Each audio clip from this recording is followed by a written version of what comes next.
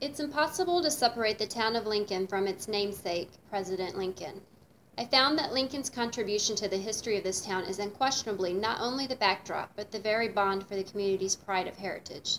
They've embraced it wholeheartedly and welcome all to discover the traditions and legacies of the past.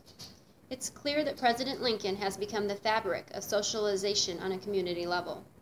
This town was built on Lincoln's words and deeds and continues to keep him alive by honoring him at every turn.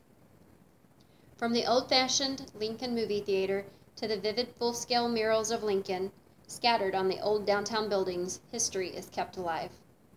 The community of Lincoln, Illinois is a small town with a population of 14,284 people. The town of Lincoln has an extremely rich historical feel to it. There are many things that make this town unique, such as the fact that Abraham Lincoln christened the town with watermelon juice, or that the railroad played a huge part in the development of this town. Lincoln also produced the famous poet Langston Hughes, as well as a famous author, William Maxwell. Route 66 runs through this town, and there are many historic sites along this infamous route in Lincoln. From the Old Tropics Diner to the Postville Courthouse, there are many landmarks that lend a story to the past of this town. This is just a taste of this town's heritage. All this history leads the residents, affectionately called Lincolnites, to be very proud of this town's heritage. There seems to be an overwhelming pride and vested interest in maintaining the historic sites and festivals in this town. But the one dominant town staple is that of President Lincoln. One of the great landmarks of this town is the Postville Courthouse. This is where young Abe Lincoln studied and practiced early law. He traveled between Springfield and Lincoln by horseback. In 1839, Postville became the county seat. Citizens of Lincoln, Illinois came to the Postville Courthouse to pay taxes, register their deeds, list strayed livestock, and conduct legal business with the circuit court. It was the housing office for the sheriff, coroner, recorder, surveyor, county clerk, commissioners, and justice of peace. The building now sits on the Postville lot as a reproduction that was built in 1953 by the state of Illinois. Henry Ford had purchased the original building and had it dismantled and situated in Michigan. This is important to Lincoln residents because it is a piece of the history that was before Abe's rise to fame. He made his humble, meager beginnings of a career here in this small town as he traveled for the 8th Judicial Circuit. Lincoln is the only town to be named after Abe before he became famous. In 1853, Abe christened this town with watermelon juice, reportedly saying, "I never knew anything named Lincoln that amounted to much." This statement is, of course, an example of Lincoln's modest, unassuming tendencies. There now sits a watermelon monument at the Lincoln train depot to commemorate that day. The Lincoln Rotary Club raised funds for this memorial, and expresses their desire to remember the details of this small town's ties to our nation's great 16th president. Another Lincoln attraction that is noted in the Guinness Book of World Records is the world's largest covered wagon. It sits on historic Old Route 66 and seats a distracted young Abe Lincoln reading in one of his law books. This monstrous 24-foot wagon was designed and assembled by David Bentley, a once resident of Lincoln. He started the project as an inspiration from old Abe to overcome his heart disease.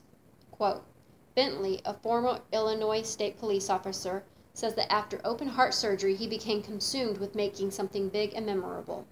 I figured Abraham Lincoln was a pretty big guy, and so why not put him in the world's largest covered wagon? It took me about 6 months to get it done, end quote. This is yet another example of an inspiration that Abe is still able to instill into Lincolnites. Perhaps one of the most educational aspects of enlightening the community in all things Lincoln is through Lincoln College's Lincoln Heritage Museum. This small yet wonderful museum is adamant about keeping President Lincoln's history alive. They not only provide artifacts such as campaign banners from Lincoln's campaigning days and some of Lincoln's personal home artifacts, but also put on several different exhibits and social functions throughout the year, such as the Grand Soirees Gala, which is a fundraiser. The Lincoln Heritage Museum offers many educational opportunities for teachers and students, as well as school and community groups. These opportunities include guided tours, children's programming, internships for college students, lessons of the month workshops, and lesson plans for teachers. The museum also encourages museum memberships in order to keep the community involved in education as well as preserve the preservation of Lincoln and Lincoln. Still, all the above does not come close to covering all the town's investment and commitment to Lincoln's memory. The event that seems to bring every Lincolnite out of hibernation is the annual Rail Splitters Festival. For 45 years, the town has hosted a festival of live folk music, working craft demonstrations, and of course, old-fashioned food vendors. The term Rail Splitters, which was, by the way, the town's high school mascot name, comes from the fact that Abe Lincoln was well known for his rail-splitting techniques. The festivals, of course, boast rail-splitting competitions, but also goat milking, goose plucking, and sheep shearing with old-fashioned hand-cranked shears. If this isn't enough, there's also a watermelon speed spitting contest. Yes, a spitting contest. And if spitting isn't your game, perhaps a tomahawk throwing contest is. Or each year, the festival throws a Civil War ball. All in the Rail Splitters Festival is an outlet for a proud town to have some fun and visit the yesteryears of Abe Lincoln's era. Although I chose Abe Lincoln as a slice of Lincoln, Illinois' life, is a hefty slice.